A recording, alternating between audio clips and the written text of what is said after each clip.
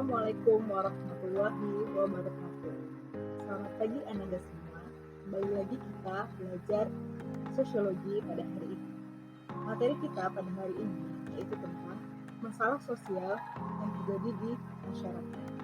Apakah Anda sudah siap? Apa saja yang akan kita pelajari pada materi ini? Nah, ada beberapa bagian yang akan kita pelajari.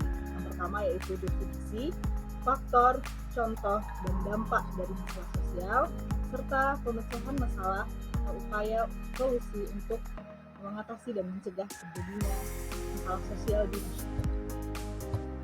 Sebelumnya, apa sih itu masalah sosial? Sebelum kita masuk ke kesimpulan apa itu masalah sosial, mungkin Anda semua sudah tahu apa yang dikatakan sebagai masalah, suatu masalah.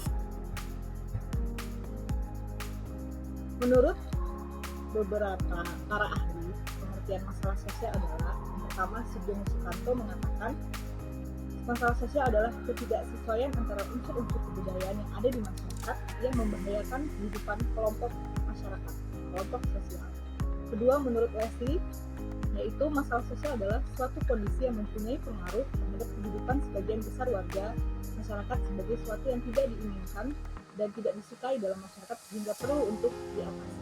Jadi ada kata kunci ketidaksesuaian antar unsur, ada kata kunci membahayakan, ada juga kehidupan sebagian besar masyarakat dan tidak diinginkan dalam masyarakat.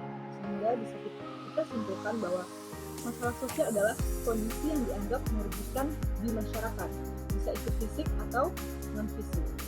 Apakah semua masalah sosial yang terjadi dalam masyarakat itu merupakan masalah sosial? Apakah semua gejala itu adalah masalah sosial? Belum tentu.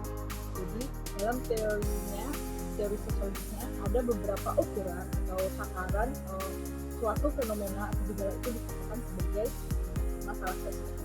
Jadi ibu bisa baca di sini ya.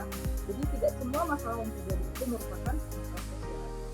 Poin pentingnya adalah ketika masalah itu berpengaruh kepada masyarakat luas, kepada masyarakat, maka baru dikatakan sebagai masalah sosial. Tapi ketika hanya pribadi orang, berarti itu bukan masalah sosial.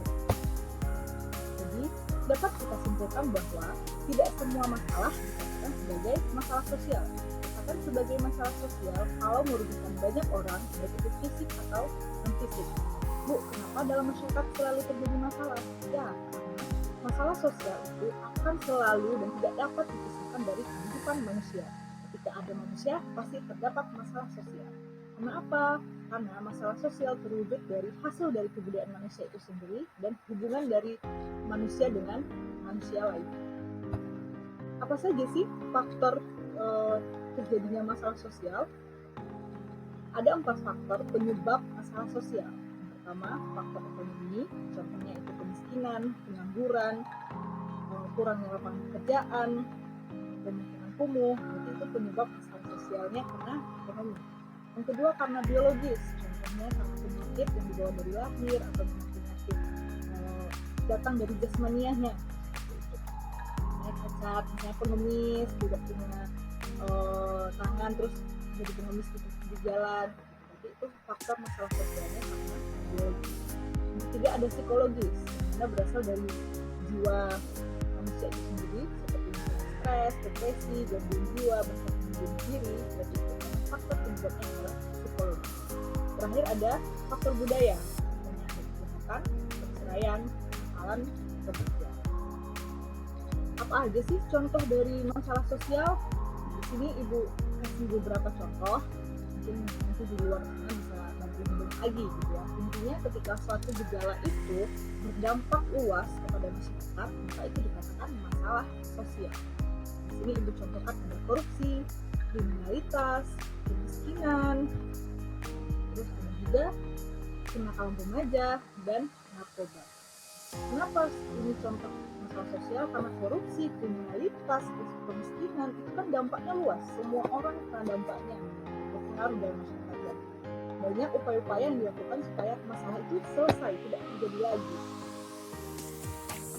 Demikian materi kita pada pagi hari ini.